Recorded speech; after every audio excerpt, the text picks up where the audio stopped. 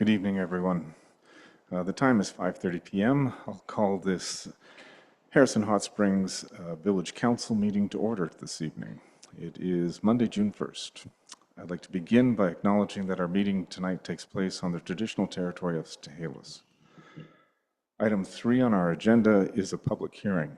I'll be declaring a conflict on this, and after discussing this with the village's CAO and corporate officer, I'm declaring a non-pecuniary conflict of interest regarding the public hearing. In the fall and winter of 2023-2024, prior to being elected mayor, I signed a letter of support regarding the proposed development at 889 Hot Springs Road. This letter of support was used by the proponent when bringing what I understand to be an application that ultimately led to tonight's public hearing. As chair of this meeting, and to avoid any perception of bias or not being amenable to persuasion or having a closed mind, I'll recuse myself from this meeting at this time. Over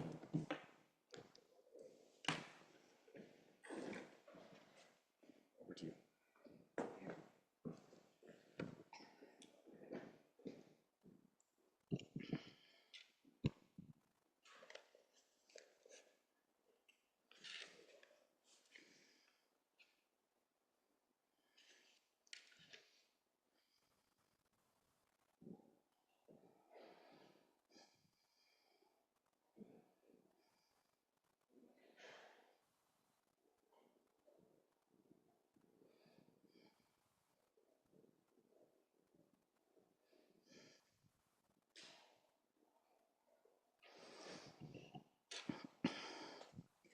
I now call this public hearing to order.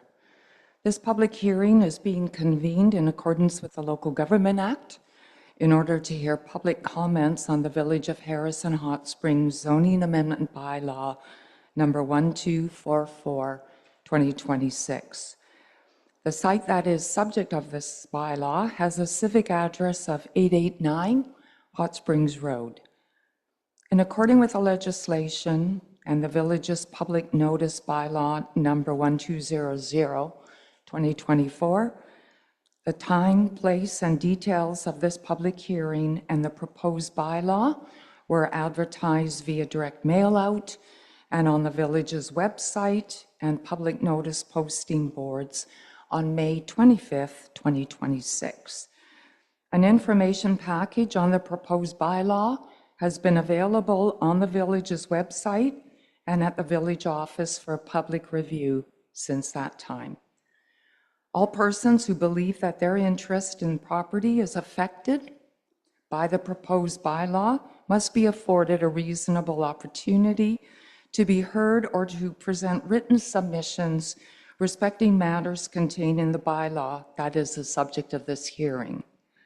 Therefore, any person attending who believes their interest in property is affected by the proposed bylaw may be heard on the matters contained in the bylaw. Please restrict your remarks to matters of direct consequences to the proposed bylaw.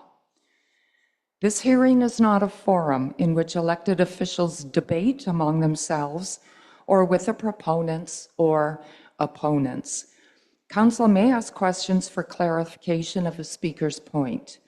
Public hearings are subject to the rules of natural justice and procedural fairness. Therefore, to ensure the applicant is given a fair hearing, Council must enter into this hearing with an open mind, amenable to persuasion. At this time, I ask Council to please declare any conflicts of interest if they exist. After this public hearing has concluded, the Council may, without further notice, give whatever effect they believe appropriate to the representations made at this meeting. The bylaw will be presented to Council for further consideration at the next appropriate Council meeting. The planning consultant will now introduce zoning amendment bylaw number 1244, 2026, as read a second time at the regular Council meeting of May 4, 2026. Mr. Cossey? Thank you, Madam Chairman. My apologies. This is a bylaw to amend zoning bylaw number 1115, whereas the mayor and council have deemed it advisable to amend the Village of Harrison Hot Springs zoning bylaw number 1115, 2017, the zoning bylaw for the Village of Harrison Hot Springs as adopted May 7, 2018. Now therefore, an open meeting assembled, Council of the Village of Harrison Hot Springs enacts as follows.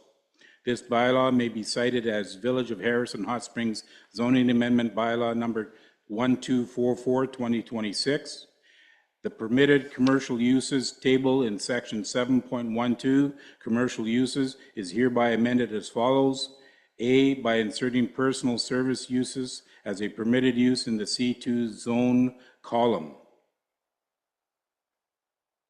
And that's the bylaw, Madam Chair. Thank you, Mr. Cossey. And the developer is now invited to make a presentation regarding the zoning amendment bylaw.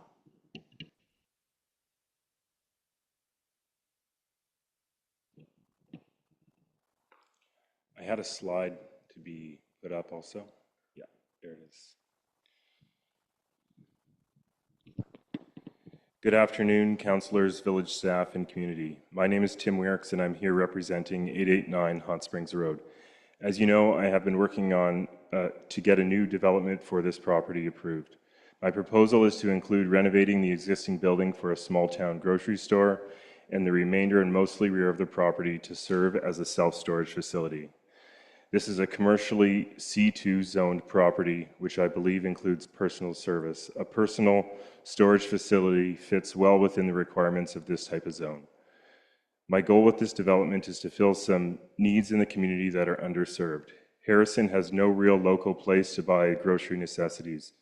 The location of the property, combined with the existing building being tastefully renovated, would be an opportunity to fill both this need for locals and tourists. The second part of the development is a personal storage facility. As you know, Harrison has many small vacation properties and RV parks. With the cost of living constantly going up, there is always more pressure to downsize and densify our living accommodations. We still need space to store our seasonal and underutilized items.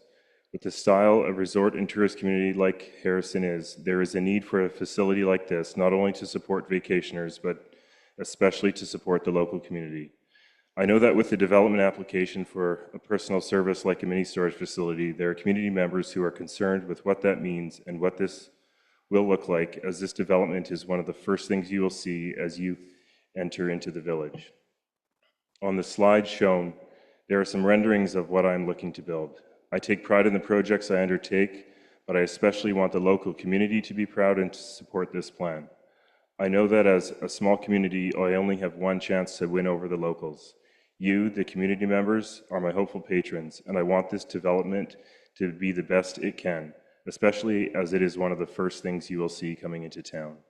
I've spoken with many members of the community, including all the direct neighbors of the property, all who have voiced their support for this project.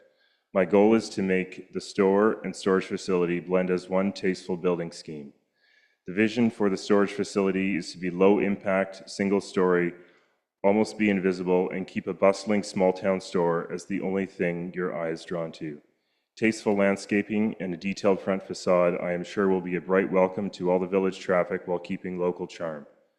While I'm presenting this project as a developer, I'm also approaching it as a neighbor.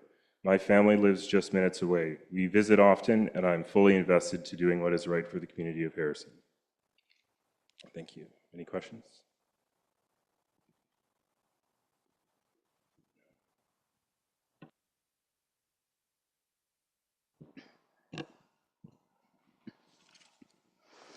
The village has received 8 written submissions. Now I would like to invite the public to speak and present comments. In the interest of hearing all persons within a reasonable time frame, each person shall have 4 minutes. Further opportunity will be afforded for persons to speak a second or third time once all persons have had the opportunity to speak. The chair has the authority to stop any speaker who is not commenting on facts pertinent to this bylaw. Members of the public who are attending in person who wish to speak, please clearly state your name and address for the record and proceed with your comments. I invite any member of the gallery to come up and speak.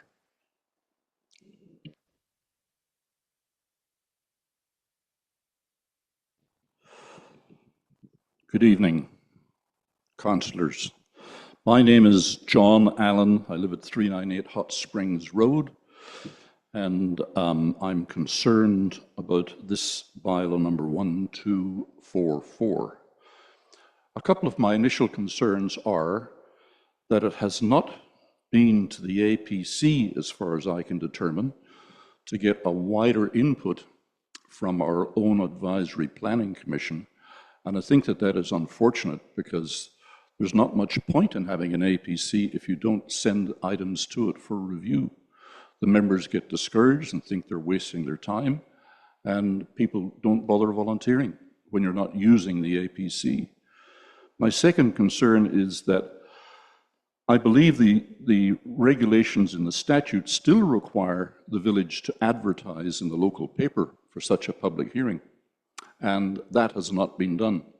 I appreciate that we have direct mailings through the post office. I think that's good, but I think that the requirement for newspaper publishing reaches a wider audience, people who maybe don't pick up mail in the village, pick it up in Agassiz or perhaps elsewhere, and they're being missed in this particular thing, and they may be reading things in the newspaper that they're not able to see because it's just not there. So I did write a comment on the bylaw, and I'd like to read that, if I could, please. Dear Council, for the past 3 years, you have been processing the approval of a mini storage facility on the old schoolhouse site as if such a facility was a permitted use on this parcel. It is not a permitted use. It is Zone C2, a commercial zone. Enclosed storage facilities are an industrial use, not a commercial use. They exist in industrial areas on the margins of communities, not on prime commercial space on the main highway or in residential zones. The property in question has seen a number of failed ventures, including a gas station, a pub, a liquor store, and a convenience store. It is exactly 1 acre in size because the lot was created for Harrison's first school. That lot and the area around it was zoned commercial by a more enlightened council who foresaw the need for small businesses serving the villagers away from the tourism-dominated lakefront area. Function Junction in Whistler is a good example of providing for the locals. So it is zoned C2, which allows limited uses, and importantly, personal services is not included in the current bylaw. I have heard your staff and planners claim that personal services can encompass mini storage lockers of the type sought by Mount Woodside Storage. This is completely bogus, in my opinion. Even if you add personal services to the permitted uses in C2 zone by adopting this bylaw, that will not permit the construction of a mini storage facility. It is unfortunate that your current zoning bylaw is deficient in that it fails to define terms employed in the text. So there is no definition for personal services. That leaves us reliant on the precedents set by our provincial government and other municipalities. They are all consistent. 4 minutes, Sorry? Madam Chair. What?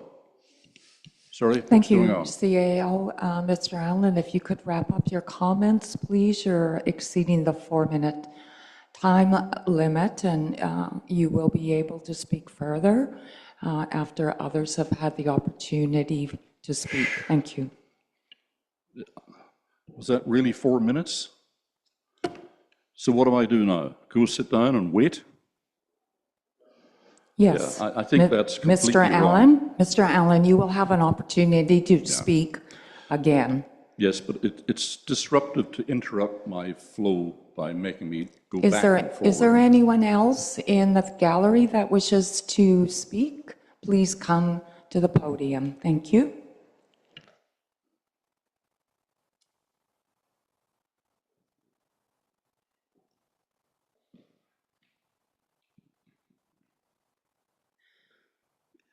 Good evening. My name is Kim Verrigan. I live at 216 Balsam Avenue. This is actually the first time I've heard of it, and I came for another reason, so. Excuse me, if you could just move this nice and close to your mouth. that'd be Okay. great, thanks. Yeah, and I'm a bit nervous. So hearing about this for the first time, I have a few concerns. Is this the only proposal that has come to the table? And it would be interesting to hear what the other options are.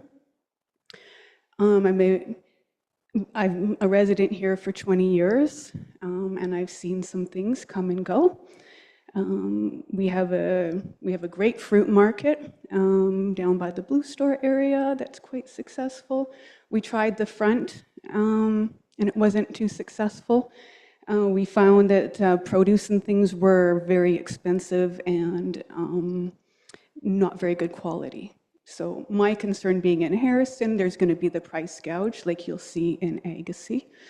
And as far as the storage unit, I'd be interested to learn what percentage of the population that will serve and what the demographic of that population will serve.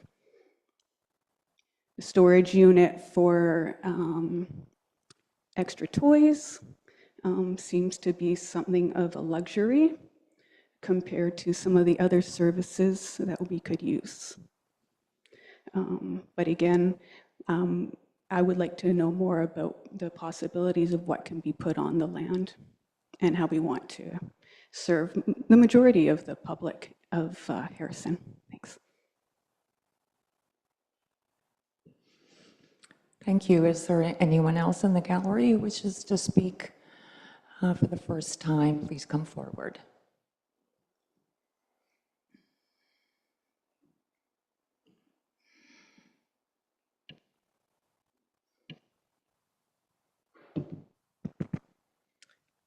My name is Walter Galveo, and I live at and have lived at 259 Miami River Drive for the past 9 years. I've been actively contributing to and working in the village for the past 8 years. I work in the food service industry here, and I work at many of the restaurants, the big ones, Old Settler Pub, Milo's, Black Forest, the restaurants that bring money into the village, quite a lot of money, in fact. And I'm here to voice that I believe the notion that the overflow lot there is being underused is absurd, especially considering mid-June to the end of August. That lot is constantly being used for events and, of course, overflow parking. If that lot were disrupted or destroyed for a development that the necessity in this village doesn't really, there's no necessity for a storage unit. It would cause massive parking issues wherein all the people that would park in the overflow lot are now going to go to residential areas, which is already a big issue from July till August. I'm sure the majority of the residents, if the village would agree that we don't need more cars blocking the roads and potentially causing more accidents where people actually live. That's all I have to say.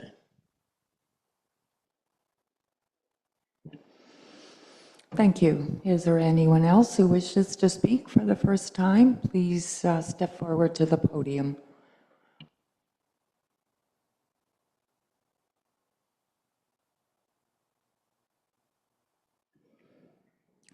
Seeing none, are there any comments or questions on Zoom? Anyone on Zoom, if you have a question, please raise your hand.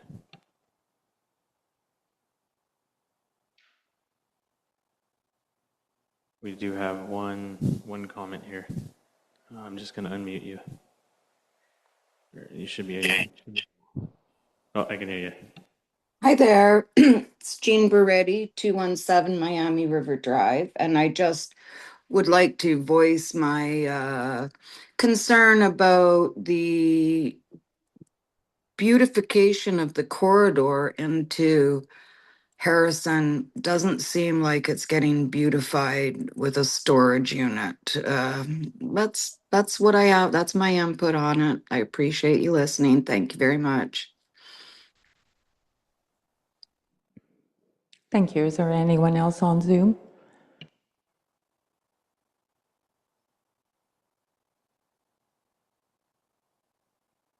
Thank you. For a second time then, is there anyone else attending in person who would like to provide a comment or a submission to council regarding zoning amendment bylaw number 1244, 2026? Please come to the podium.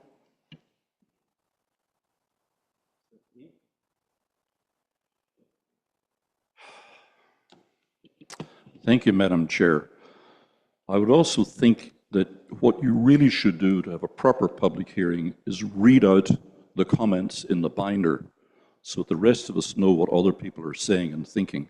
And because you don't do that, those disappear and we don't get to see them or comment on them. And I think we should be able to do that. So carrying on from when I was interrupted, that leaves us reliant on the precedent set by our provincial government and other municipalities. They are all consistent in defining it as services provided to the body, clothing, or grooming of a person. I'm referring to personal services. The province adds a lot of rules to protect public health. Their guidelines for personal service establishments, dated November 2017, runs to 36 pages. Nowhere does it mention storage lockers as a personal service. In Kent District, storage lockers are a permitted use in the service industrial areas as enclosed rental storage units. Note that this is considered an industrial use under Bylaw 1219, page 15, paragraph 5. On page 13 of that same Kent bylaw, the personal service definition makes no mention of storage lockers as a permitted use. Chilliwack's zoning bylaw number 2020 similarly lists personal services related to the body or clothing. It also puts storage facilities firmly in the industrial areas. So the only place it can go is an industrial area. Harrison has never had an industrial area and does not have one today. So Mr. Works and the village have been wasting everyone's time on a project which should never have got consideration, as Harrison does not allow such industrial uses anywhere. I sense that you will try to approve this anyway, despite there being zero support from the zoning or the OCP bylaws. The OCP is interesting. I have heard the planner say that the OCP supports this use. This, in my opinion, is absolutely false. The OCP has a map which designates future land use. All council decisions are supposed to work towards achieving those objectives. If a future land use is specified, council is supposed to entertain developments which are consistent with that OCP objective. So does the map say industrial on 889 Hot Springs Road? No, it does not. It is colored yellow and designated as low-density residential. Nothing about industrial or storage lockers. By ignoring the OCP designation, council is non-compliant with the law and good planning practices. The OCP also has a stated objective on page 42 under 6.3 policies. It says, continue working on the beautification of the entrance corridor into Harrison Hot Springs. What you are proposing is the exact opposite of this policy. An industrial use on the main road into our village would be aesthetically disastrous, much like the proposal to put the public works yard on the current school site. Council is required to follow the OCP and to consider the form and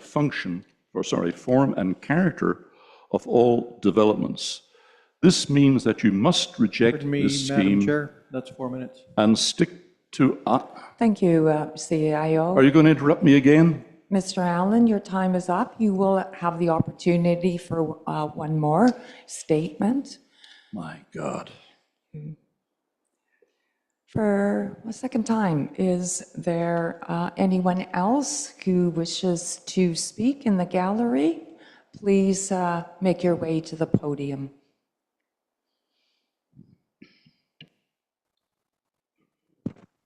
Sorry, I just wanted to amend what I said. I misspoke and said the overflow lot. I meant to say the front lot, which, to reiterate, does in fact supplement a good deal of residential parking still. Thank you.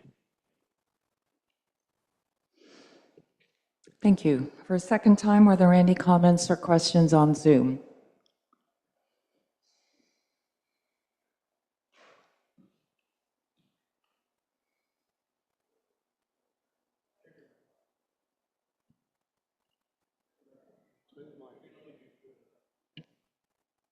Anyone on Zoom, please use the raise your hand function.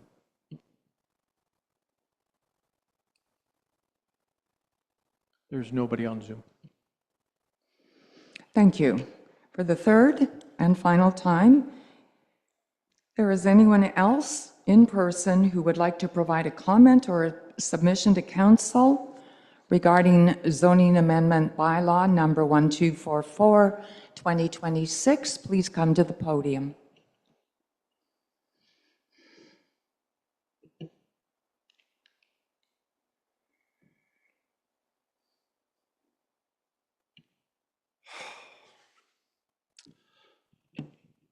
Let me try and resume. The OCP also has a stated objective on page 42 under section 6.3 policies. It says, continue working on the beautification of the entrance corridor into Harrison Hot Springs. What you're proposing is the exact opposite of this policy. An industrial use on the main road into our village would be aesthetically disastrous, much like the proposal to put the public works yard on the current school site. Council is required to follow the OCP and to consider the form and character of all developments. This means that you must reject this scheme and stick to either the C2 commercial zoning or change it to low-density residential in compliance with the OCP. You cannot make it industrial. I would be happy to answer any questions you may have and would again strongly suggest that the letters that are in the binder should be read into the record here for the benefit of those of us in the hall and those at home to understand what our neighbors think of this particular project. By refusing to read those letters in, I think that you do a great disservice to the democratic process. Thank you. Thank you, Mr. Allen. For the third and final time, pardon me, is there anyone else in the gallery who wishes to speak for a third time? Please make your way to the podium.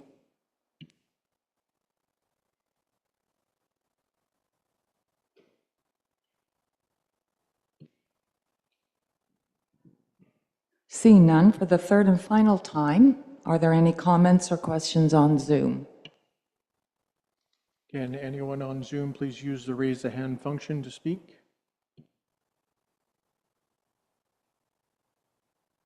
There's nobody online. Thank you. Hearing none, the public hearing for zoning amendment bylaw number 1244, 2026 is hereby closed. Council will now resume its regular meeting. Thank you.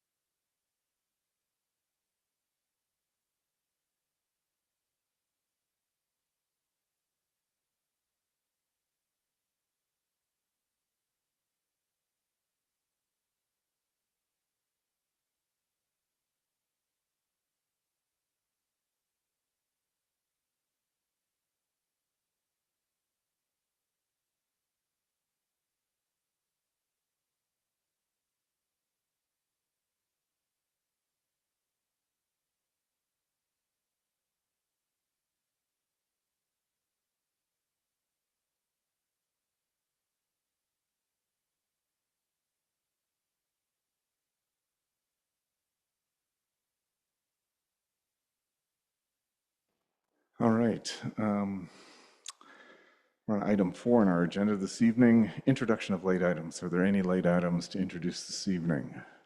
Seeing none, I'll move to item 5, which is approval of agenda.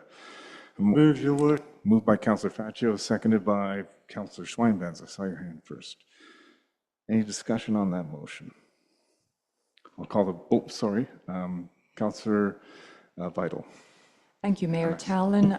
Through you to our corporate officer, I was under the impression that one of the delegations attending today was not able to attend, and if that's the case, then I think we will require an amendment to the agenda. Is that correct? Corporate Officer, I see in my notes, because you mentioned to me earlier that 9A, Tyrone Gibson, is unavailable tonight. Thank you, Councillor Vital. I'll move to strike item 9A from our agenda. And seconded by Councillor Vital. Any discussion on the amendment to strike 9A? Seeing none, I'll call the vote. All in favor? That carries. We now have the amended agenda and the motion to approve that. Any further discussion on our approval of agenda? Moved by Councillor Faccio, and I think Councillor Schweinbenz seconded originally. I'll call the vote. All in favor, and we have an approved amended agenda. With that, are there any declarations of conflict of interest this evening? Councillor Schweinbenz. Thank you, Mayor Talon. Yeah, item 15B, I'm a member of one of the clubs that are looking for grants to groups programs, and I'll excuse myself from that vote. Thank you. And likewise, myself, I'm also a member of the Harrison Valley Paddling Club, and I will recuse myself from item 15B as well when that comes up. I think we'll still have quorum with 3, so we'll proceed at that point. Any other declarations of conflict of interest? Seeing none, I'll move to item 7, which is adoption of council minutes. Motion to adopt regular council meeting minutes of May 19th and that the special pre-closed meeting minutes of May 22nd be adopted. Moved by Councillor Vital, seconded by Councillor Jackson. Discussion on that motion? Seeing none, I'll call the vote. All in favor? And that carries. Any business arising from the minutes this evening? I don't see any. We'll move to item 9B, Leanne Bird, and a delegation concerning the Civic Campus proposals. Ms. Bird.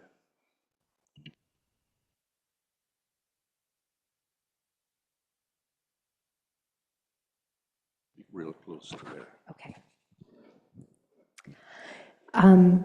Good evening, Mayor Talon, members of council, village staff, and residents. My name is Leanne Bird. I'm a Harrison Hot Springs resident.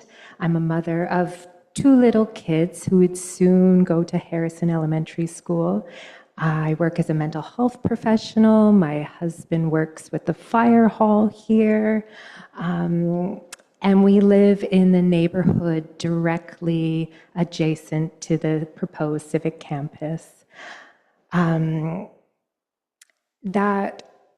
school, that land is a big part of why we chose to move to Harrison Hot Springs to buy a home here and raise our children here. My main concern with the civic campus proposal is this. It would require clearing one of our most beloved and well-used local parks as a direct consequence if this proposal went through. And that has not been clearly disclosed to the public. So I only heard of this proposal kind of indirectly through the fire hall because they were told about some land changes. And I went to that engagement event hoping to learn more. There was no presentation. It was very informal. I kind of hunted around asking questions, and I only from sort of staring at the before and after maps on the proposal pieced it together that for this to go through, you would have to remove all that forest. And I asked some of the booths if that was true, and they said they didn't know. And then I found a village staff member who I asked directly, and he confirmed that yes, for this, the proposal, the site plans that's listed on the documents, yes, that whole forest would be cleared. And I left the event and I couldn't stop thinking about this. My first thought was maybe the village didn't know that actually this was a loved forest and park.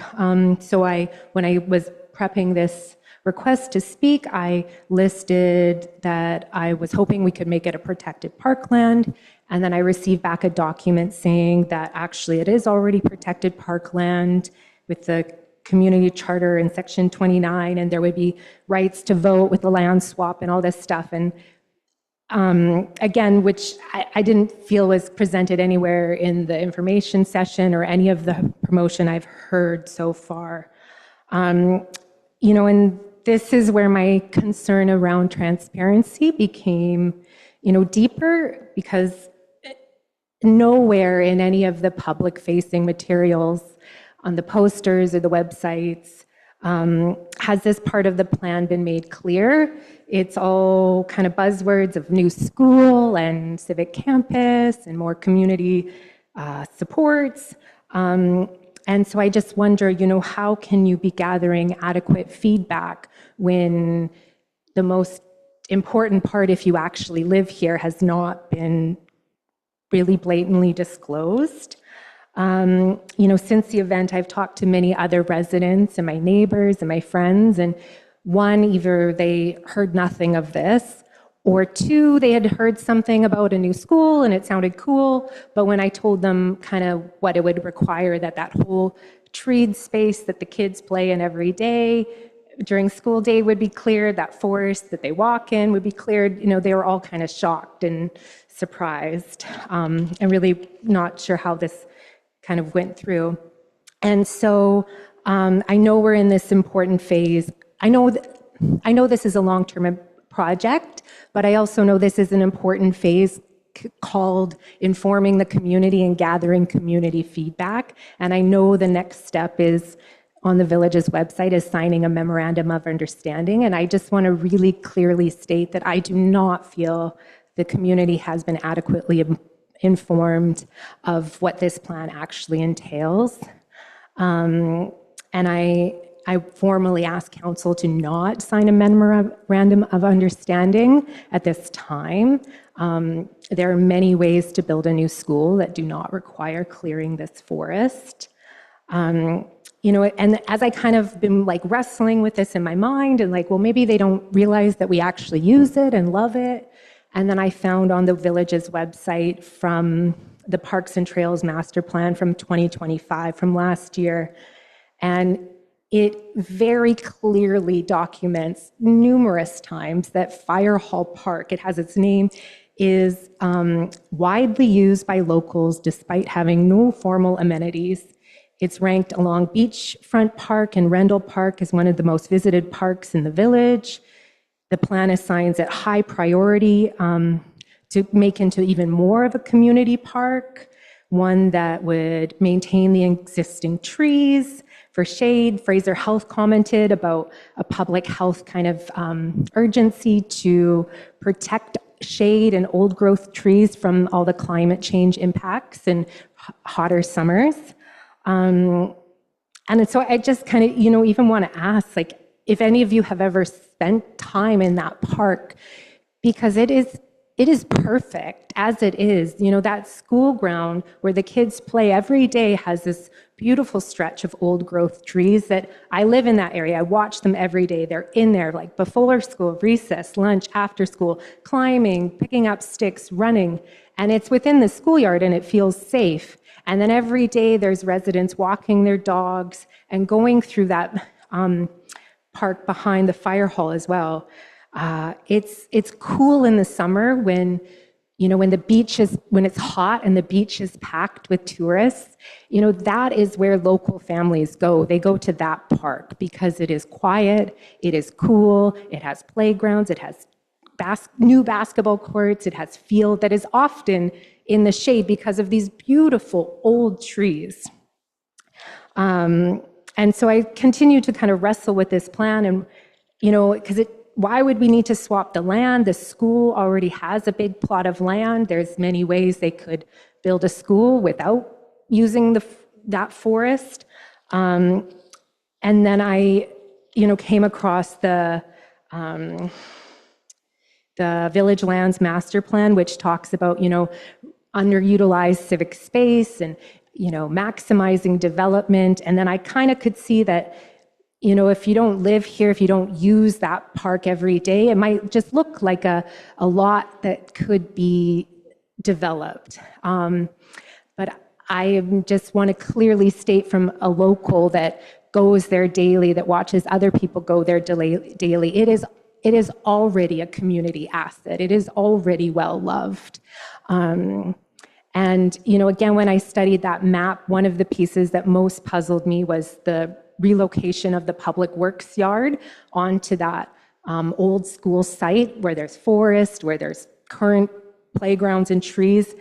And then with reading the Village Masterlands document, I see that there's simultaneously in that development of that other site with the parking lot and the village buildings, it's already been kind of documented that, moving that public works yard could maximize the development of that site. And it just made me wonder, is that why this works yard is being relocated? Because it doesn't make sense in this proposal of schools, community service, or building this civic campus, and it clears a big chunk of the forest. I also found the village's urban forest master plan from 2023, and it very clearly states, the most important and critical goal for the village is to protect and care for trees that are already there. It lists development as the primary threat. And on the very first page of the document, not like the 100th, it says, residents of Harrison Hot Springs care deeply for the trees in the village and are concerned regarding transparency and increased protection of trees during development.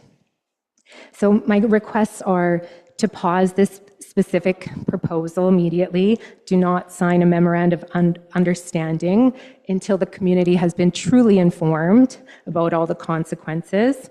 To develop an alternative proposal for how a new school could be built that doesn't ask locals to give up this beloved park and clears ideally no trees, or at least the absolute minimal. If this proceeds and it gets to that land swap phase and there's, a vote or this alternative approval process, that I ask that if that happens, that this clearing of the forest, the details be very clearly public and made very clear, because my concern is with how I've seen it already brought up, I'm worried that those details might be left out or not as clear as they could be. Pass a bylaw under Section 30 of the Community Charter formally dedicating all village-owned forest land in this area as protected municipal parkland as a positive statement of this council's commitment to protecting what this community loves, and commit to transparent disclosure of all tree removal and any future village development plans. Residents raised this formally during the urban forest management plan process. It was documented and committed to. Please honor it. So again, in my closing, I'm a local family with kids nearing elementary school age. Our family would directly benefit from a new school. But when I learned of the details of this proposal, I felt hurt. I never once thought that this beloved park that I take my kids to daily was up for grabs. The feeling was one of more like betrayal. It wasn't anger. It was this hurt, kind of betrayed feeling. How could something so loved be proposed to be cleared without us even being truly told? This proposal asks residents to give up something too valuable. This is one last block of old growth forest within this village. Once it is gone forever. You cannot replant it. Our village will be different forever in a way that doesn't align with what locals have been clear they value most. I want my children to have a great new school, but not at this cost. The forest may be the single most valuable aspect of what children gain from attending Harrison Elementary School. A friend of mine's son started kindergarten there. Every day she asks him what he did at school. And every day he says he plays in the dirt and in the forest. This is not insignificant. When little boys are too young to sit still and learn formally, loving their school day, getting to play in dirt, play in trees at recess, creates positive feelings of what school can be. And as they age and as they get increasingly ready for formal academics, that supports them in a life of a loved learning and going to school. Harrison Hot Springs is a special place. This forest is part of what makes it special. This community has voiced over and over in many village documents that it loves its trees and its parks and wants them protected. I hope council will honor what this community has already clearly said and find a way to build a new school without removing that beloved forest and those trees. We do not inherit the earth from our ancestors. We borrow it from our children. Thank you.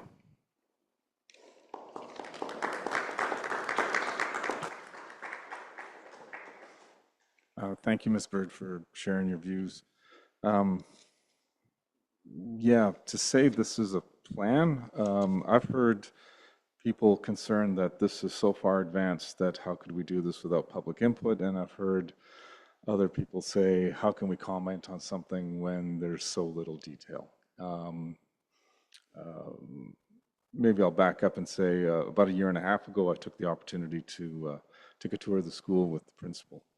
And she walked me through, and we talked about enrollment and the portables. And we sort of had information because we'd just done a housing needs assessment required by the province and looking at projections for school-age children. And I sat down with the Parent Advisory Committee and talked about, their expectations and needs for the school and for their children. And it, sitting in the library of the school, if you've had the opportunity to do that, I think kind of drives home that the school is a little bit bursting at the seams. It's an older building, and it's bursting at the seams. And the school board's done a really fantastic job keeping it in the condition it is and having it, deliver the quality education that we all want for our children. We then approached the school board and said, listen, we met with the principal, we talked with the PAC, do you have any plans? And the school board said, yeah, we do have some ideas. We've had them. It's sort of been on our list of things to do for any number of years, and it remains sort of a 1, 2, or 3 priority to replace the school in Harrison Hot Springs. So we asked them, what are your plans? And so their plans were essentially what you see there, a land exchange and build a new school. We didn't put any more thought into it because we wanted to get feedback from the public, which we've received from yourselves and others about the implications of this, I don't want to call it a plan, the concept, and what it might do. So I'm really pleased that you've taken the time to come here this evening, and I believe you've written as well, and all the residents that participated in the civic campus. All this information is really, really valuable, and we'll take it all in. The school board's already asked for summaries, and we're looking for opportunities to meet with the school board to talk this through and find a way that's a win-win for the school and for the village, for parents and for neighbors. Protect and preserve those things that we need to, but also plan ahead for the future so we can maintain good education standards and have a good school. This is early days, and I think so many things have to happen before there is even any kind of proposal or option 1, 2, or 3 if it comes to that. The first thing is the province has to commit to funding a new school. So if there is a commitment from the province to fund a new school, then things will get serious really fast with the school board. And then all these conversations, all this information we receive will become really, really important as we go to a next phase. And we start looking at options and alternatives. And many of the things you've talked about, what's possible and how to proceed. Right now, there's no decision before council to approve anything because we didn't know what we're going to approve. There's no MOU before us. It's very early days. And so getting this feedback at this stage is really, really helpful. But I don't want to overstate that this is a process that's got some momentum and it's leading to an inevitable conclusion, because that's not the fact. We need provincial support and funding for a new school. And then there's a whole bunch of decisions have to be made. And this proposal has opportunities for the village to consider, and many opportunities. So the civic engagement, the session a couple of weeks ago was designed to do just that, to talk about those opportunities and also talk about things we want to avoid, such as we don't want to lose park space and mature trees have a value. So we're happy to hear all that. And all I can say is we'd love to be able to put some pressure on the province to green light a new school in the village. And yeah, we'll talk to the school board. We're all very keen to get to take in all the information we've heard. I think it'll be going up on our Get Into Harrison pages as to what we heard.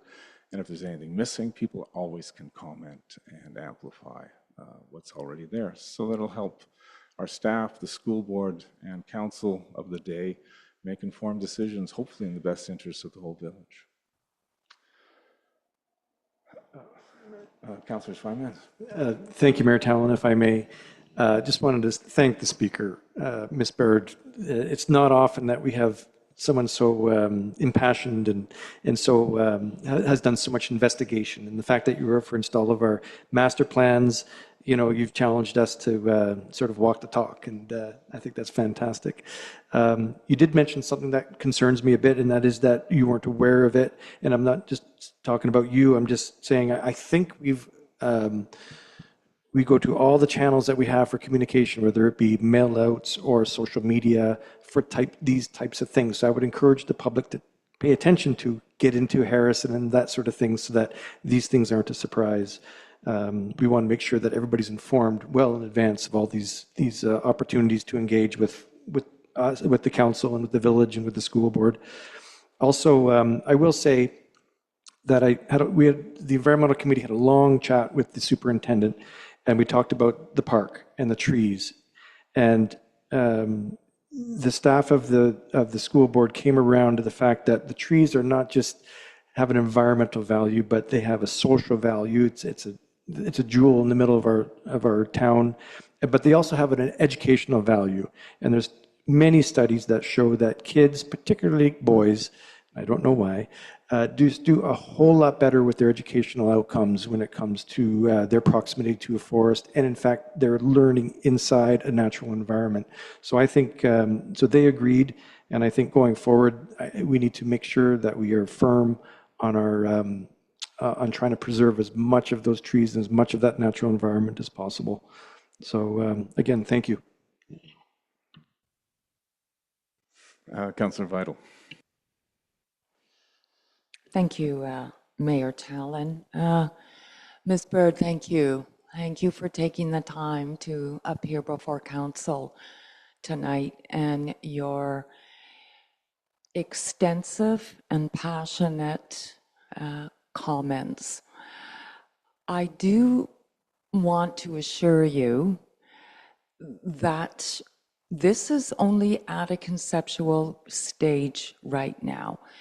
And as Mayor Tallon indicated, many, many, many steps will need to be done before anything becomes a reality.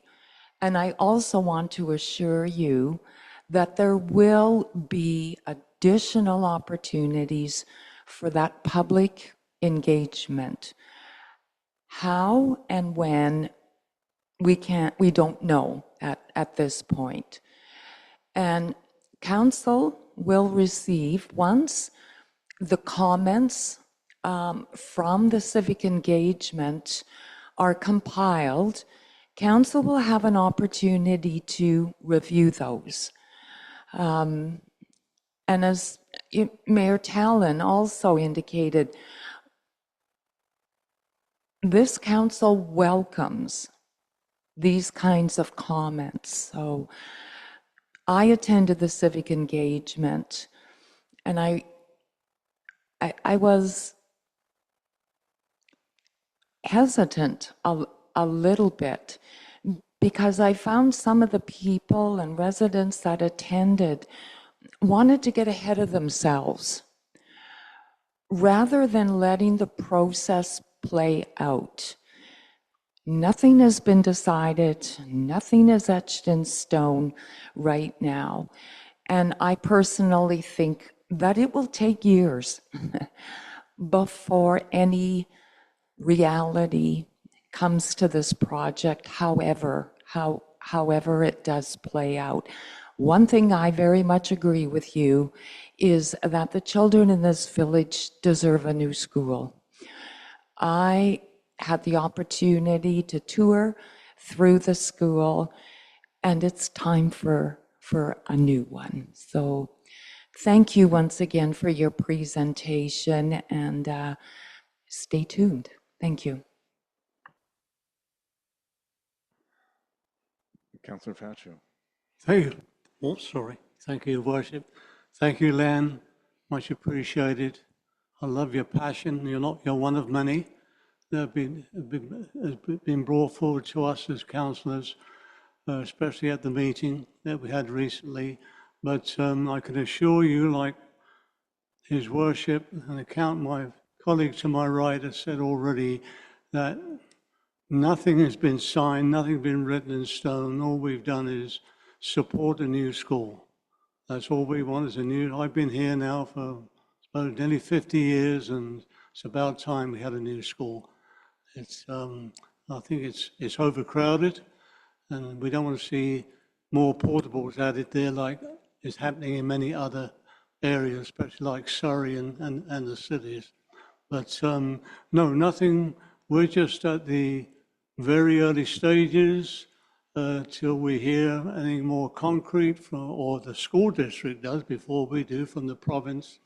We're just supporting the school and listening to our residents. That's why we had that open house, and I can assure you, like His Worship said, there's been many information over the past year or so regarding the school. There's been nothing that's been kept under wraps. It's all been out there, but we have several sites, and I can appreciate a lot of people have other things to do with their lives. It's not always at the top of their list to check on our reviews and sites. But thank you again.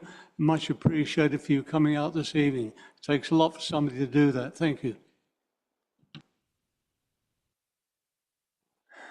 Councillor Jackson. Thank you, Your Worship. Thank you very much for your presentation. Now, we've been down this road before. I'll go back to, say, 2008. We were in our conversation with the local school board. We were going to build a new school.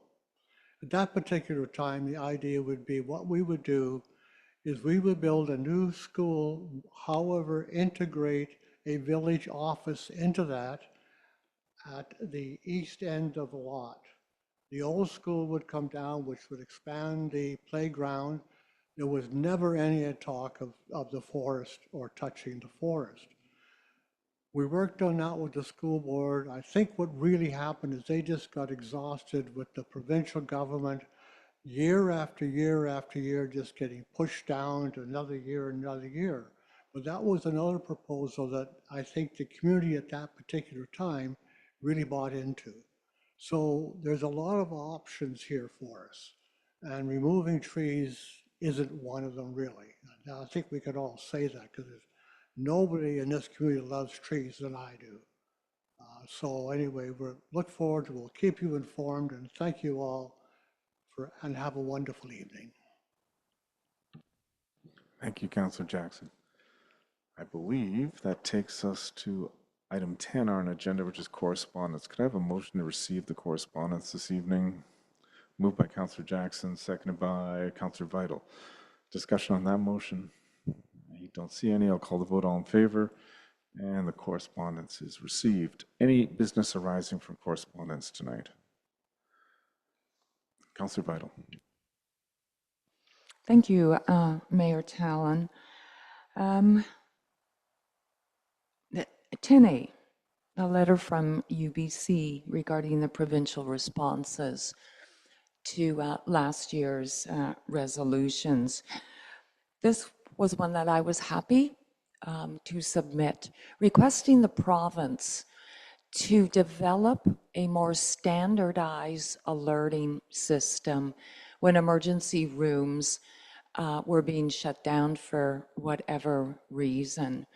It was never meant to, challenge the closures, because they are happening, and that's another whole issue.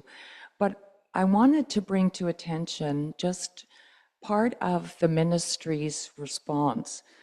And it says, the ministry has heard the request for more standardized and consistent public notifications when service disruptions occur, and is assessing opportunities to strengthen and improve this approach across the health system.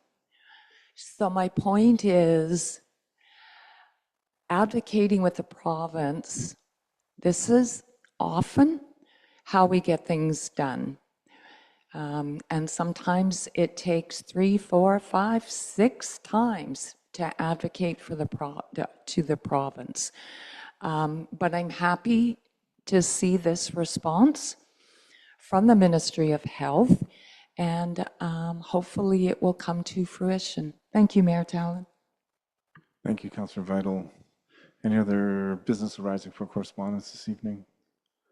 Councillor Swinburne. Oh, thank you, Mayor Tallon. The letter on page 13 from the, with regards to the BC Local Government Climate Action Plan funding continuation. This letter came from the District of Saanich, from the Mayor's office, and I'm wondering if we should support this. Now, I would assume that, and maybe staff can help me here, that we probably are the beneficiaries of some grants to support some of our own climate action plans and perhaps infrastructure. So I'm wondering if we should write a letter to the mayor expressing our support, or directly to the minister involved, in order to express our hope that they continue the funding for some of our own grant opportunities for climate action. The CAO Cook, can you advise if the village has benefited from any grants from the LGCAP program? Yes, thank you, Your Worship. It has gone toward funding many things in the village. Most recently, we've used some of it to purchase the 2 electric trucks that we have, that our Public Works Supervisor and our Utility Supervisor are using. Thank you, CAO Cook.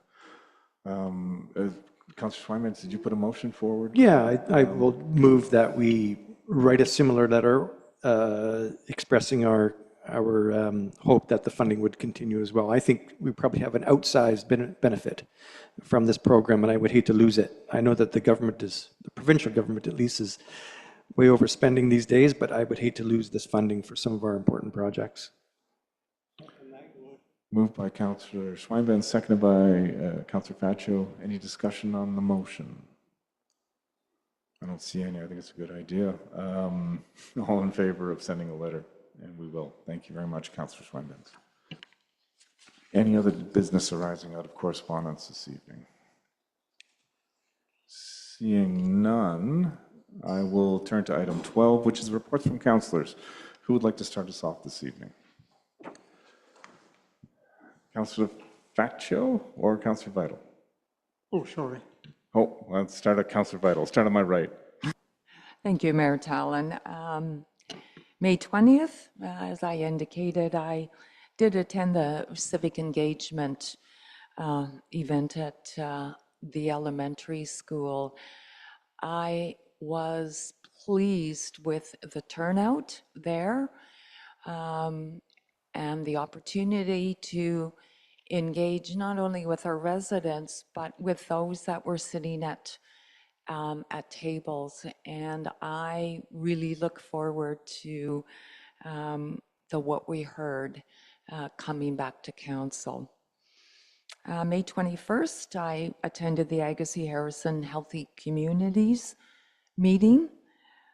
May 26th, I attended the final Lunch and Learn session at the village office. Once again, I want to give a shout out to our staff for this very informative sessions focusing on fire smart principles and emergency preparedness. Although I was unable to attend the last Citizens Advisory Committee meeting at Mountain Institution, I want to take a brief moment to recognize a local resident. The James A. Murphy Award is presented annually by Correction Service Canada to recognize individuals or teams who demonstrate exceptional commitment, leadership, and service in advancing the work of citizens advisory committees.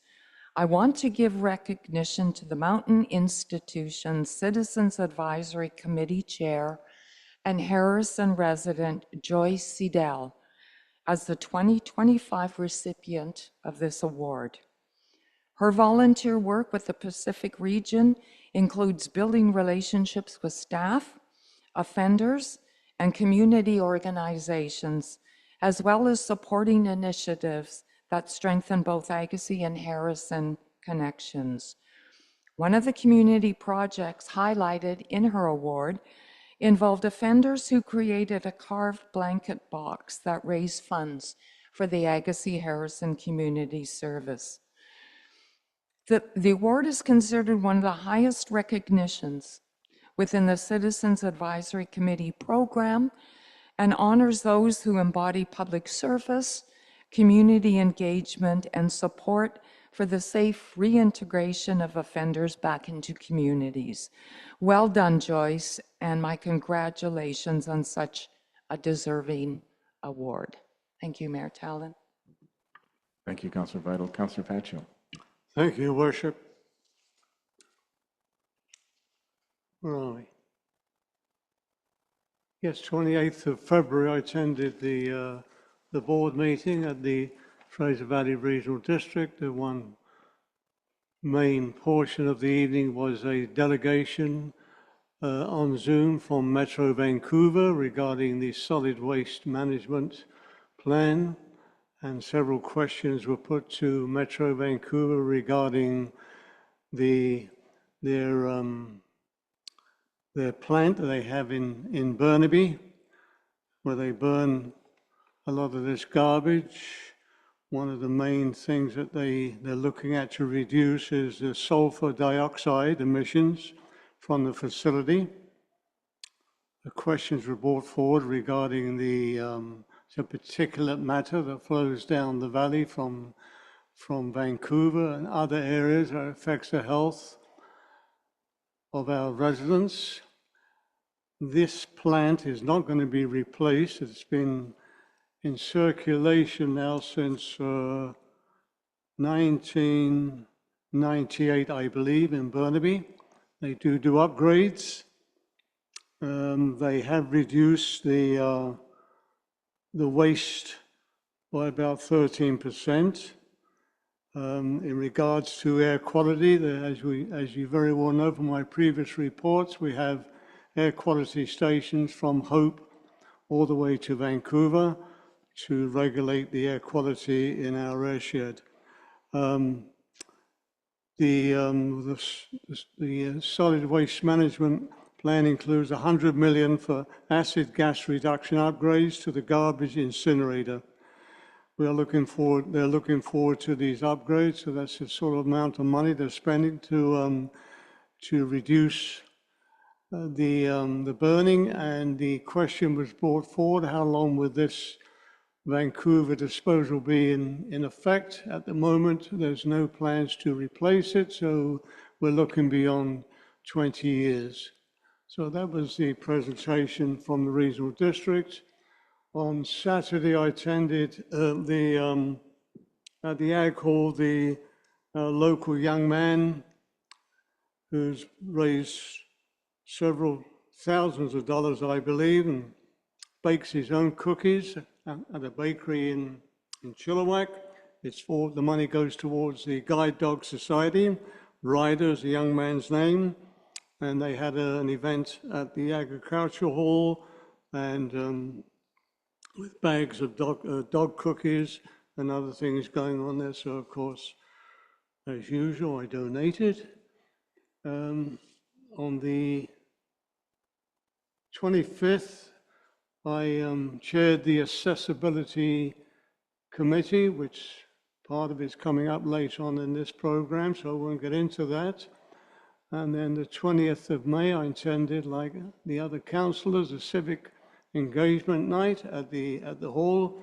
Another well-put program from our staff, our community services staff, and outstanding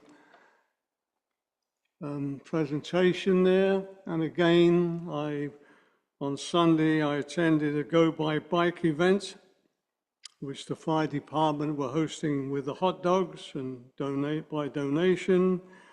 And again, I'm going to bring this forward. I don't want them to be embarrassed, but you know, I keep saying we have an outstanding staff here, and two of our ladies, Christy and Kaylee, were there on Sunday, not at home with their families. They were there helping the community out with the engagement for this Go Bike, doing some presentation to win a prize. This is on until June the 5th, and you have to rack up your miles and present it. I think they've got lots of goodies to give away, but I want to thank our staff again for the tremendous time they give up to this community for our residents.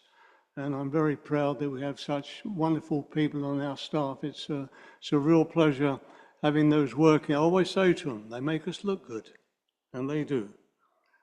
So other than that, I don't think I have nothing else to report. I think that is it. Oh, as some of you may or may not know, the new kayak and canoe dock is now in place. It's accessible as well, so it's there for viewing. It looks fantastic.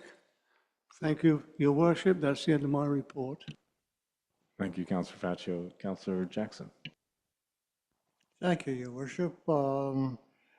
May the 19th, I was off to the Fraser Valley Regional Library meeting. Unfortunately, I got stuck on the road with traffic backed up to number 3 to Abbotsford, couldn't go anywhere, which means that if we had light rapid transit here, we're way behind the whole world. I would have been able to get on this train, get there, get off, go to a meeting, come back. That's a story for another day. I hope someday it does come. I attended the civic campus. I was very, very pleased with the number of people that came. A lot of people elucidated their ideas, and I was really proud of that. I managed to sit with our corporate officer over there, and he kept me in line, and that I really enjoyed. Communities in Bloom Committee is really blossoming so far this year. On this Thursday, June the 4th at 9 a.m. down on the East Beach, we'll be doing some planting. So if you're up to it, bring your spade and come along and give us a hand. We will need it, because I'm not much of a planter myself personally, but I'll be there having a coffee and enjoying the day. We now know who the judges are going to be for July the 8th and 9th, but we will follow up with that with more information at our next council meeting. And thank you, Your Worship. Thank you, Councillor Jackson. Councillor Swaimans. Thank you, Mayor Talon. I'll be brief. I attended the Agassiz Harrison Historical Society meeting last week. It was actually the AGM, and I also attended our first annual Fraser Valley Food Security Coalition meeting in person down at Ruby Creek last week as well. And in both cases, I forgot my briefing notes, so I'll have to give you a briefing next week. This past yesterday, attended the bike event as well. Also, thank you to Christy and Kaylee for coming there. It was lots of fun. There's kids around, and thank you for the fire department for lending their time and their cooking expertise to raise charity for that. I would encourage the public to get on board with this bike event and try to log your kilometers. It can be a lot of fun. But I also wanted to spend a minute, Mayor Talon, just congratulating staff on our annual report. And if the public aren't aware, I'm sure we've got some copies at the office if you want, if you're like me and you prefer to flip through some pages. It's also online. And I'm a man of that appreciates graphics and pictures. And starting on page 54, you can scan some of the most important data points that our village goes through. It's really, really well presented. I'm not sure who did this, but anything you want to know about the village, whether it's how we spend money or how we spend time, interestingly, it's got all these pie charts on it, and it's just a fantastic way of presenting what we've been up to and what the staff has been up to. On page 65 of it, you'll notice this it was exciting to me, is the activity of our committees. In 2022 and in 2023, there was a couple of, maybe a handful of committee meetings. Last year, we did 37 committee meetings. And this just speaks to the staff and to the volunteers in our community who are getting involved, lending their expertise and their passion on topics such as age-friendly committees, Communities in Bloom, the Environmental Committee, and the Planning Commission, the Accessibility Committee. So this is just a fantastic graphic. But if anybody hasn't seen this yet, the annual report, probably copies at the office available, and it's online. So we'd encourage everyone to take a look at it. Thank you. Thank you, Councillor Schweinbens. My report, again, the Civic Campus I attended on the 20th. It's really good for council and staff and the school board to hear what's important from residents. So I'm looking forward to taking in all that information, including what we heard this evening, written correspondence, and all the summaries of all the sticky notes people left at that event. On the 21st, I chaired an age-friendly committee meeting and getting ready for and doing a number of things tied to Canada Day and working with some of the kids at the school. Also on the 21st, I had a Festival Society board meeting. I don't normally mention these, but I'll mention now, and I'm going to plug in to get your tickets for the Festival of the Arts this summer in July. The lineup is set. Some tickets are going very fast already, so get your tickets early to avoid disappointment. Put that plug in for our Harrison Festival of the Arts. On the 25th, I attended with a number of other mayors a briefing on the Canadian-European Trade Agreement. It's an agreement that the federal government's working on. A really interesting agreement, very comprehensive, dealing with trade with the European Union and member states that ratify this agreement. Pretty significant document. It talks about intellectual property. It talks about not only goods, but also services being traded with very low tariffs or no tariffs between Canada and the European Union. The Environment Committee, I attended their meeting on the 26th, always informative, really enjoyed that. And also on the 26th, there was a Community Services, Agassiz Harrison Community Services Board meeting. And also a very good meeting as that board sort of transitions to a new executive director taking the chair this month. So looking forward to that. The 27th, special meeting from the C2C committee in Agassiz, which Councillor Vital joined me on that. That was a good meeting to connect there. And on the 31st, Go by Bike. I also attended that, and again, thanks to staff and the fire department for volunteering their time to cook hot dogs, which I enjoyed. And that's the end of that report.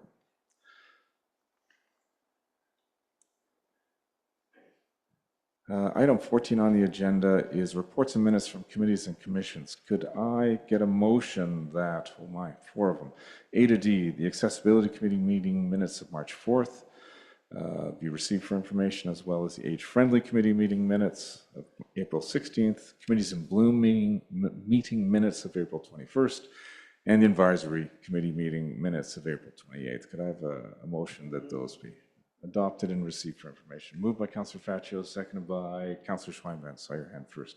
Any discussion on that motion? I don't.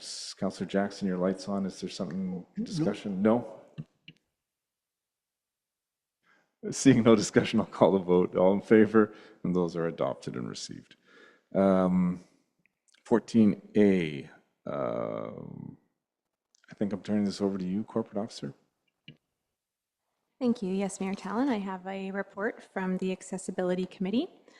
The topic of enhanced pedestrian access and safety at the intersection of Walnut Avenue and Miami River Drive near the Ruth Altendorf Bridge has been before the Accessibility Committee and Council a few times since the village first received a letter from a teacher for the deaf and hard of hearing who brought this concern to our attention. That's in the agenda package on page 35. There's also a photo on page 34 of the area. In February, Council updated the budget to take $150,000 from the General Reserve to fund road and sidewalk enhancement projects. And at that time, preliminary estimates to install a crosswalk, shift the trailhead entry, and extend the sidewalk on the north side of Walnut Avenue were approximately $25,000. On May 25th, 2026, the Accessibility Committee met and discussed this matter and passed a resolution regarding installing a three-way stop at this location instead. A few staff comments. Staff are seeking further direction from Council regarding this resolution, as previous resolutions appeared to indicate support for the crosswalk and sidewalk. I also note that since the bridge first opened in 2009, the vegetation has grown in quite a bit there, and so that's contributed to limited visibility there for people walking from the bridge and over Miami River Drive. Also, since this report was made public, we've received a letter as well that was sent to Council from the mother of the child who was outlined in the letter there, just stating her support for a crosswalk and sidewalk in there. So the recommendation before Council this evening is that staff be directed to install a three-way stop on the corner of Miami River Drive and Walnut Avenue near the Ruth Altendorf Bridge. Moved by Councillor Vital, seconded by Councillor Jackson. Discussion on the motion. Councillor Faccio. Thank you, Your Worship. This came about at the last meeting regarding the change. Not that we have the funding in the budget for a crosswalk. The idea of the three, we do have one stop sign now on Walnut, and the idea of a three-way stop sign to try that out first with the flow of traffic. The school's coming to an end in another 3 weeks' time, so we have the whole of the summer to install the three-way stop sign, get an idea of how the traffic flows there. The one problem is that, like is pointed out here, vegetation has grown there as well, and of course when we have a heavy snowfall, you have to rely. If you don't have a stop sign, you can't see the crosswalk. But the crosswalk would be at an angle, wouldn't be going straight across because that's the middle of the road. It would be going at an angle. So traffic, if there was no stop sign there, traffic coming from south of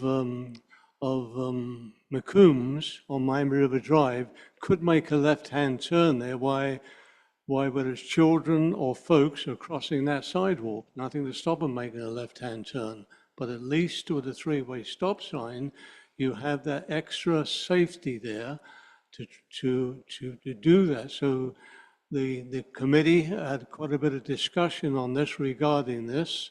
I'll say we had one letter, and I believe there's been an email as well that I've received regarding the that bridge. That bridge was originally put in 2008. in my term as mayor and council. We got a very hefty grant to put that in, and others wanted to move it to the other side of Miami River Drive to go to Maple, but we decided this would be an advantage, especially for school children who used to go around McCombs to get to school. They could cross the Altendorf Bridge directly onto the school road. So that worked out terrifically. So that is the reason for the idea of the three-way. Now there's two ways we can go here. We can either go with a recommendation, or council can refer this back to the committee for further discussion regarding the crosswalk. As I said, school's going to finish in 3 weeks, so it's not a big. It's been there since 2008. That bridge. If there is a place of concern, and I look at it, it's from both ways or three ways: from a parent, from a bus driver, and from an observer, that the location by the school where the vehicles are allowed, which are not supposed to allowed to be parked on village property, that's a very dangerous situation. They cross in front of the bus and behind the bus, either to run over to their parents or to the parents to pick them up and walk across. And that's a very busy area with traffic coming off Hot Springs Road, coming out of the tourism, plus our traffic from our works yard. And I think that our staff should look into that area for the parking. We, the village, went ahead and built an extension to the sidewalk there with a jut out to make the crosswalk much smaller, so that with the safety issue of the crosswalk is there for people to cross it. They can either park on Poplar Street or they can park on Walnut Street as well. So it's, again, I'm not asking for any resolution on that, just for our staff to review that for safety reasons.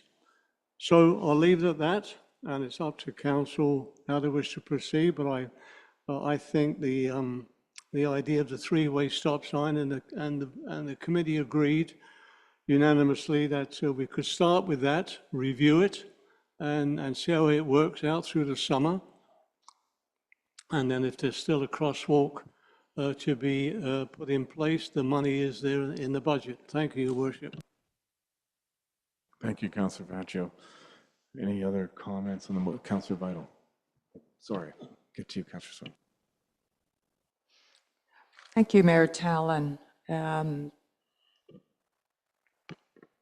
would like to see both done, both the sidewalk and the three-way stop.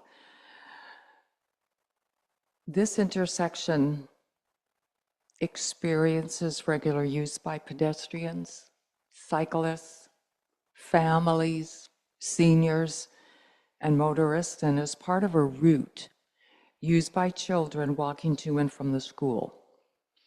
Parents and guardians should have a level of confidence that children can travel as safely as possible. A marked crosswalk and a three-way stop would provide a clear and visible crossing, and the three-way stop will improve driver awareness. I have heard concerns from residents regarding vehicle speeds in the area, and I believe council responds when some level of solutions are presented. The recommendation also promotes active transportation and a safe, walkable community.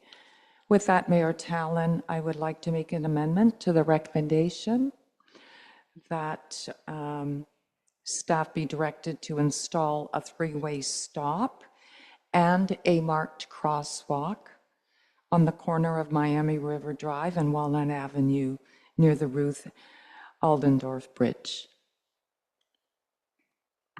Thank you, Councillor Vital. That motion is seconded by Councillor Swinbanks. Discussion on the motion. Councillor Swinbanks. Thank you, Mayor Tallon. I did get a chance to meet with the mother of the young lady that we're referring to. Her name is Violet, and it's not just her, by the way. It's quite a few kids use that corridor to go east to west along in the village. So it's needed regardless, I think. I'm concerned about timing. We've talked about this for a few months here. Is this something, Mayor Talon, through you to staff, is if we resolve on this tonight, can we get this done before the start of school in September? I don't think it's too difficult to at least pave or paint the zebra crosswalk. Can we get that done before September? Thank you, Councillor Swinbands. Thinking ahead, I have all the same questions, and I'd love to get a report from staff on options and alternatives, including crosswalks, pedestrian lights, stop signs, the sidewalk, and get some plans as to what's possible when. CEO Cook, any suggestion on how long, any idea how long it would take to put in a pedestrian crosswalk and the stop signs? Thank you very much, Your Worship. Through you to Councillor Swinbands, to the rest of Council. As you know, this subject has come to Council a number of times over the last few months. What I would ask is that, and I will answer your question, but what I ask is that we kind of put this one to bed and either approve it or not approve it. Now, I do believe that we could definitely have a couple stop signs and a crosswalk put in by next fall. Perhaps before the end of the school year might be, depending on what the field staff, because we'll have to order in signage and posts and define where the locations are going to go and what the appropriate painting of the crosswalks and what materials to use. So, but you know, getting it done before school's out for summer might be a bit of a challenge, but definitely could get it done for next fall. Thank you, CEO Cook. Anything else, Councillor Swinbands? Sorry, just to confirm, for this fall, for September start of school. Councillor Pacho. Yeah, thank you. So, Your Worship, are you asking for this to be passed today, or you want to refer this back to staff?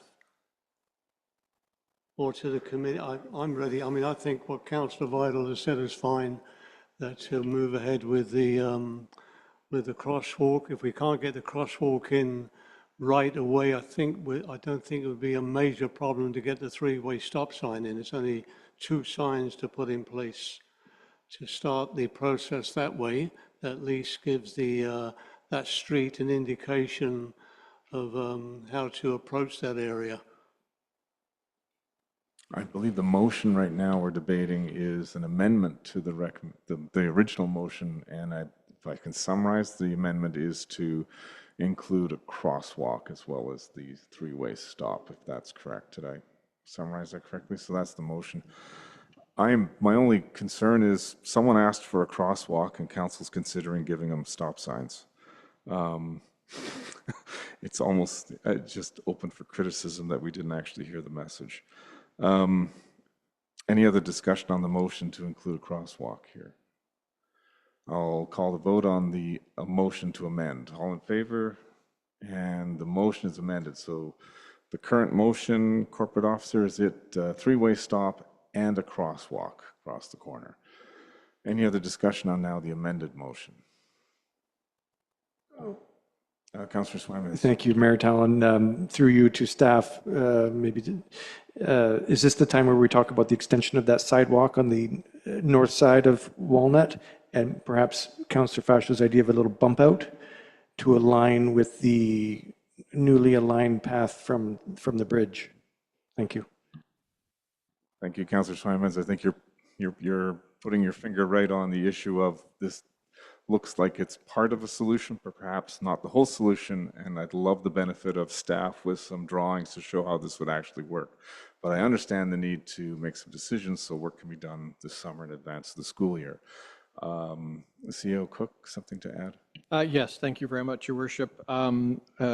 Staff has been working behind the scenes on this because since the last resolution we had regarding sidewalks, and you know we have it in the budget, and we've been looking at options, and I do respect the accessibility committee providing their input and recommendation to council. So I do want council to know, and the committee and the community to know that staff has been working on this, but certainly I don't believe there's a need to add the motion for the sidewalk. If you want to just continue with what the motion states, we understand what everything else that comes with it. Thank you, CEO Cook. Any other discussion? I'll call the vote on the motion. All in favor? And that carries. Takes us to 14B on the report, on the agenda, and again to you, Corporate Officer. Thank you. As part of the Environmental Advisory Committee's 2026 work plan, the committee recently discussed cosmetic herbicide use. At the committee table, it was brought up that someone noticed some signs around the village indicating that glyphosate had been sprayed in the area. Currently, herbicide use in Harrison Hot Springs is only subject to provincial and federal regulations. The main governing piece of legislation is the BC Integrated Pest Management Act and an associated regulation. Some municipalities regulate cosmetic herbicide use through bylaws, and I've included a couple examples there. One is the City of Langley, and another one is City of North Vancouver, and there's several other ones. These bylaws apply to the use of certain pesticides for purposes deemed to be cosmetic, including maintaining outdoor trees, shrubs, flowers, and turf. They often involve a permitting process for exceptions when the use of pesticides is required to address noxious or invasive weeds, represents a health hazard, or damage to property or animals. Just for a bit of background there, I've included some information about a previous bylaw that Council had from 2010 to 2017 regarding a pesticide use. And so the recommendation before Council this evening is that Council direct staff to research a bylaw prohibiting certain herbicides for cosmetic purposes. A move by Councillor Jackson, seconded by Councillor Swinban's. Discussion on that motion. Councillor Vital. Thank you, Mayor Tallon. Maybe just a little bit of a historical explanation on the pesticide use bylaw that was repealed. I just wanted to point out the reason it was appealed was because the province came down with their own regulations on pesticide use. Thank you. Thank you, Councillor Vital. Councillor Swinban. Thank you, Mayor Tallon. Yeah, the environmental committee talked about this at length, and I think staff they've got some great ideas as to how we can proceed. The repeal of the bylaw back in 2017 was certainly precipitated by the changes in the provincial government, but we can still do a Made in Harrison bylaw that respects the fact that neighbors want to have control over what's being sprayed in their neighborhood. And I think this is a good way to let staff go and find out some more information. So I look forward to something coming out. It will not hamstring us when we need to tackle the problem of things like noxious knotweed and all that sort of thing. And there's other names and other invasive species that we need to look after. This is for cosmetic use and empowering neighbors to have a clean environment around them. Thank you.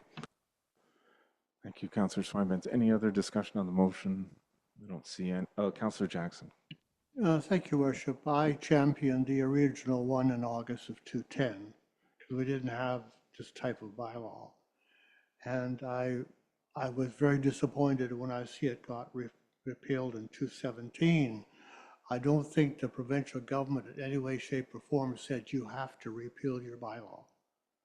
They may have made recommendations that something.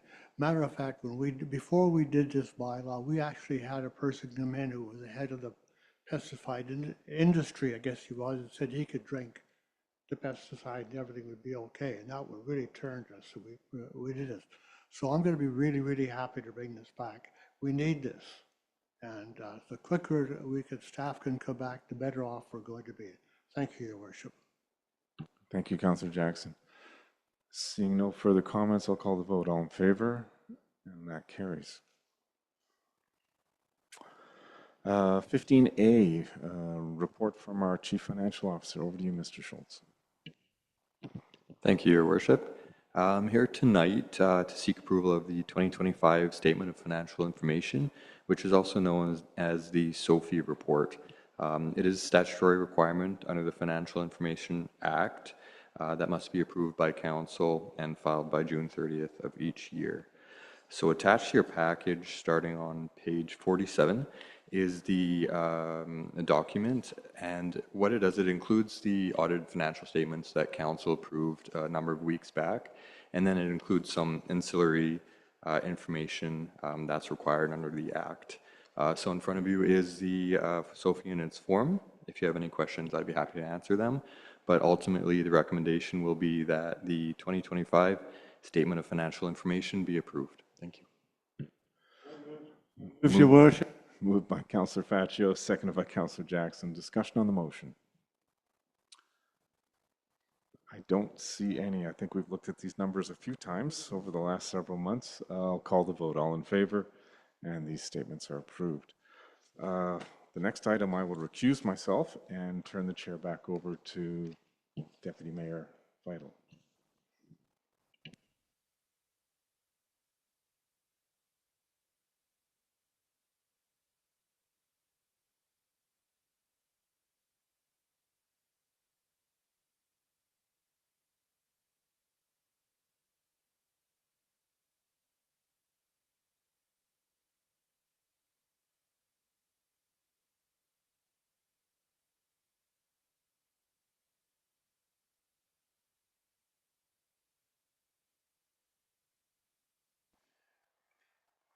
Thank you. We do have a report from staff, Christy Evans, our Community Services Manager. I'll turn it over to you. Thank you. Thank you.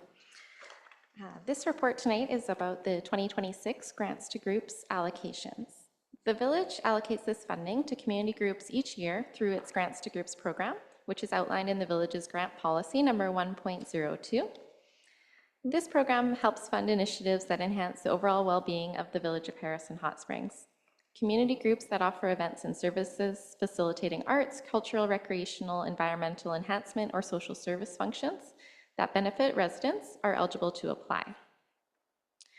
The annual budgeted amount for this program in 2026 was $7,650. This year, the Village received 5 applications totaling $7,652. However, one application did not indicate their exact request level. This was a decrease in applications from the previous year when we received applications from 8 different groups. As per the grant policy, staff reviewed all applications based on need and contribution to the community. Thorough budget reviews were conducted, including accounting statements from previous grant cycles. A few notes on a couple of organizations. So the Kent Harrison Arts Council previously had presented a letter to Council regarding the importance of this municipal funding and indicating that a matching grant is available to them through the BC Arts Council that had been previously decreased in the previous years when we weren't able to provide them with their ask of $2,000. As you'll see in the attached table, the Fraser Valley Paddling Club didn't indicate a request dollar amount, so staff will be adjusting what our application looks like in future years to ensure this is more clear.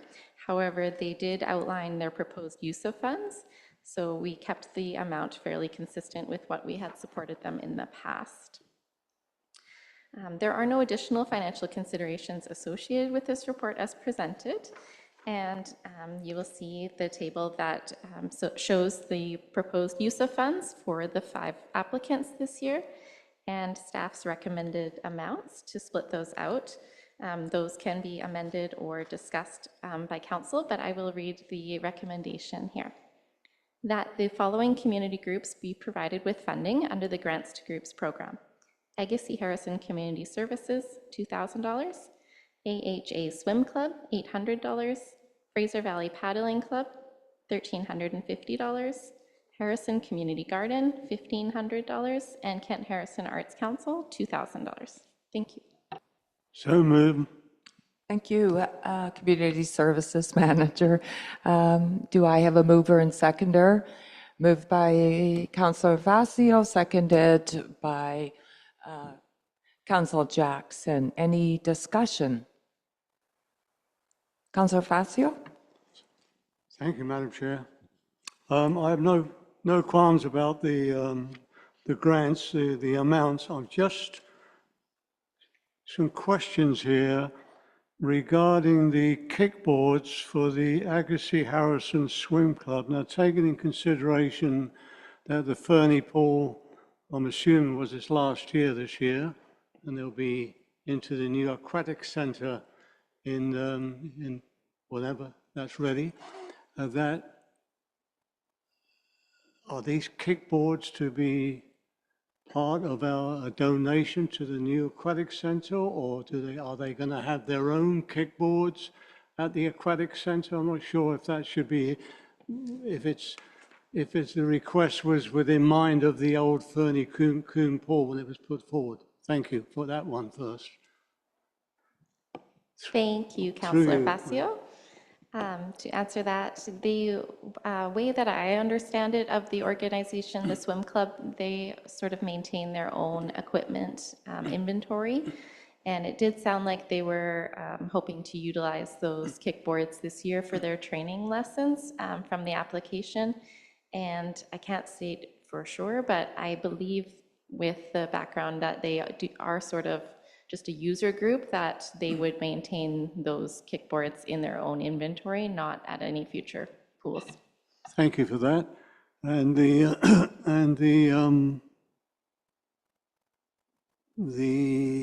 Harrison Community Garden, when, through you, Madam Chair, to Council, to staff, when is the expansion of the existing community garden going to happen?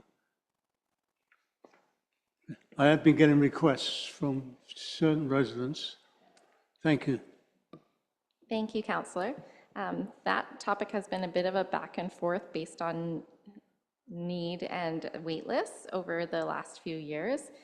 So this one would still just be utilizing the existing grounds, as there were some administrative and technical considerations upon discussing expanding the fence with the society.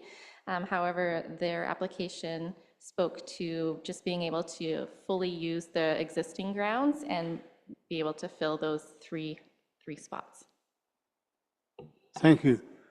And the last question is in regards to the Fraser Valley Paddling Club. Again, nothing against the amounts of money going to them. I think it's a great club, but I think it may be appropriate, I don't know whether this would need a letter, if they would maybe change to the Harrison Fraser Valley Paddling Club. I think that would be more appropriate for our area. And inquiring of sitting on the Fraser Valley Regional Board, many grants are handed out to electoral areas, and we come under electoral area C, and there's a possibility that they could apply as a Fraser Valley to the regional district for a grant. So that was confirmed to me. That is a possibility. Through you, Madam Chair, to our staff. Thank you. Thank you, Councillor. I just pulled up my application as we were looking at this, and it does look like they have perhaps changed their name. So that was a miss on my part, my formatting.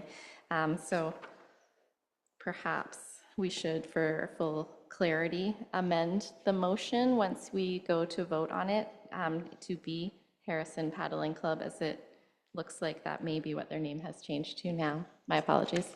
Thank you very much. Appreciate it. Thank you. Is there a mover and seconder to amend the motion? Moved by Councillor Jackson, seconded by Councillor Facio. Any discussion on that amendment? Then I'll call the question. All in favor? Thank you. And now on the amended motion, any further discussion? Then I'll call the question. All in favor? Thank you.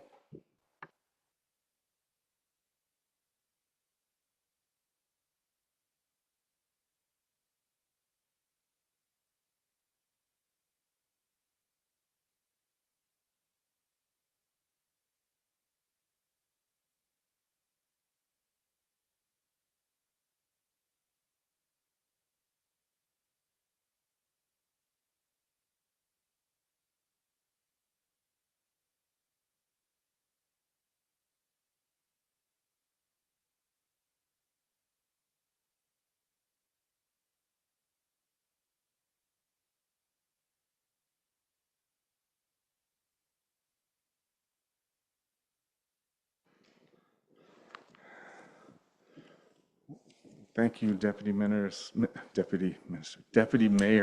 Vital, for taking that agenda item as well this evening. I don't believe there's any bylaws under 16 tonight. New business, I don't believe there's new business. Any notice of motion this evening? I see none. Which takes us to 19 on our agenda, which is question period for items relevant to the agenda. Are there any questions for anyone in the gallery tonight? Pardon me, Your Worship. I just wanted to make sure that whomever is asking questions in person or online, that they keep it focused on the agenda items other than the public hearing that we just had, please. Thank you. Thank you, CAO Cook. Mr. Allen, a question. Sorry, I didn't hear that comment. Was it directed at me? There was a comment to anyone who wants to ask a question this evening that restricted to items on the agenda as always, except for item 3, which was the public hearing. Well, yes, I think that the public hearing should have been convened at a special council meeting with a separate set of minutes, Okay, Mr. Mayor. Mr. Allen, I'm going to stop you because the actual request was that we don't have any comments pertaining to item 3 on the agenda, which is the public hearing, which has concluded. Procedurally, it's not good to have it included as part of a council meeting. But let me carry on. I'm encouraged to hear that we may eventually, after 40 years or something, get a crosswalk from Walnut Avenue across Miami River Drive towards the Altendorf Bridge. Was council aware that when the subdivision was laid out in 1983, the plan was that there would be a sidewalk all the way along the south side of Walnut from the school to Miami River Drive, a crosswalk at Miami River Drive, and access across to the Altendorf Bridge. That was the original plan. And when the approval of the Kingma subdivision called Harrisburg came up, it was confirmed, and in fact, Mr. Kingma gave, or was at least supposed to give, the village a contribution of $7,500 towards the cost of completing the sidewalk from the school to the Altendorf Bridge. I know there's been some talk tonight about completing the sidewalk on the north side, but that does not serve the purpose of conveying children safely from the east side of Harrison over the bridge and straight to the schoolyard and the school. So I would encourage council to revisit that plan, and instead of this piecemeal approach where you're making people cross the road multiple times unnecessarily, go back to the original plan, put a proper wide sidewalk along the south side of the road alongside the schoolyard and out to Miami River Drive and across to the Altendorf Bridge. That's the logical way to create safe, accessible, and convenient pedestrian access, in my opinion. And I'm asking, would you please consider that? Thank you.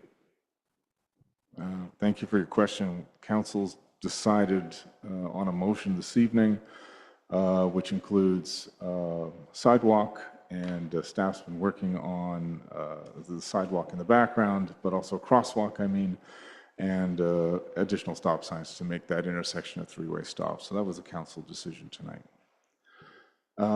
Any other questions from anyone in the gallery or anyone online this evening?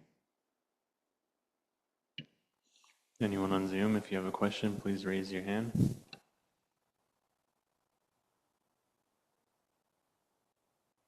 Seeing no further questions, we'll move to item 20, which is adjournment. Thank you, Councillor Faccio. Motion to adjourn, seconded by Councillor Jackson. Discussion. I'll call the vote. All in favor, and we're adjourned.